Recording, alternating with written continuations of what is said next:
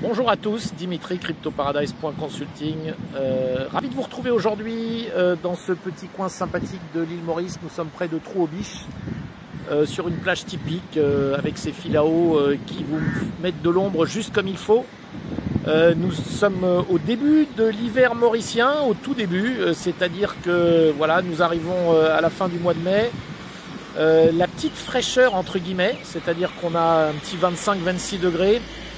Les soirées sont un peu plus fraîches, on commence à pouvoir éteindre la clim pour dormir. Bref, c'est l'hiver de Maurice qui dure 3-4 mois et qui est quand même très agréable quand il arrive parce qu'on a du très beau temps, voilà, avec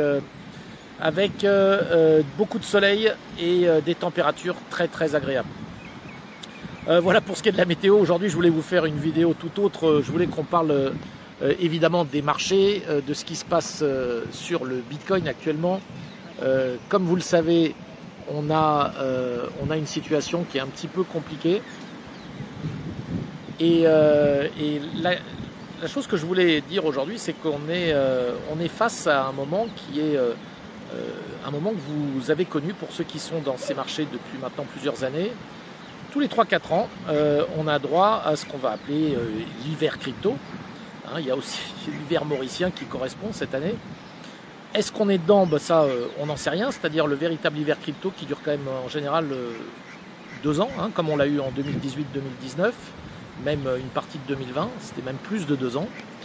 Alors, est-ce qu'on y est? Ça, on n'en sait rien. En revanche, ce que je vais dire aujourd'hui, c'est quelque chose de très important pour ceux qui comprennent comment fonctionnent les marchés. Les marchés sont des cycles et dans ces cycles, vous avez toujours la même chose, c'est-à-dire que des gens, lorsqu'il y a une euphorie, se mettent au taquet en prenant des risques qui peuvent être de plusieurs natures, mais la plupart du temps, c'est de devoir se mettre avec des effets de levier qui ne sont pas du tout maîtrisés. Et lorsque tout ça se pète la gueule, eh bien, ils se retrouvent avec plus rien. Donc ça, c'est des choses qu'il faut éviter impérativement. Et pour ce faire, il s'agit d'être prudent, notamment dans les périodes comme celle-ci. Donc, toujours la même histoire, vous avez les mains faibles qui vont se faire sortir, qui sont déjà beaucoup sorties, et les mains fortes, celles qui ne sont pas en effet de levier, celles qui ont mis leur crypto à l'abri, qui vont vivre la prochaine hausse et le prochain cycle de façon beaucoup plus sereine que la plupart des autres. Voilà. Je vous suggère de faire très attention à ce que vous allez faire dans les semaines et les mois qui viennent. Comme vous le savez, en ce moment, c'est la seule chose qui circule sur YouTube, c'est ça va cracher, ça va cracher. Alors, est-ce que ça va cracher beaucoup plus? Là encore, personne n'est devin.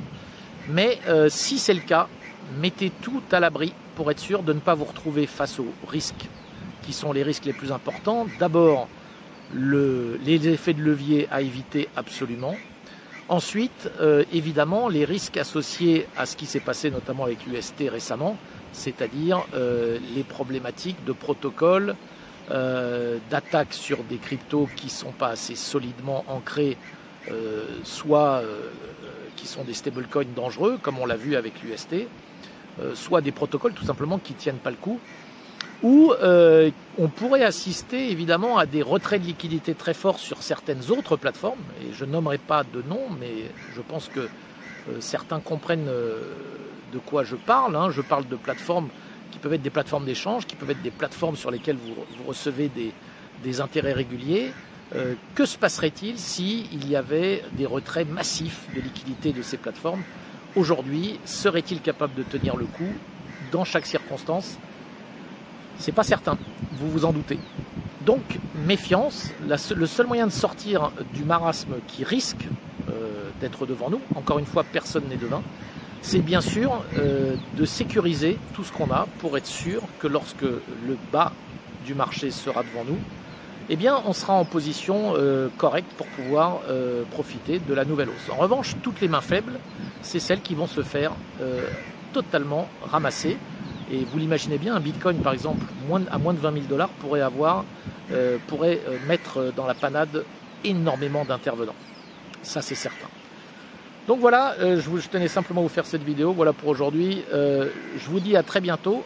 et on se retrouve sur une prochaine vidéo. En attendant, bien sûr, vous les likez comme d'habitude, le pouce et l'abonnement si vous voulez être notifié de chaque nouvelle sortie. À très bientôt.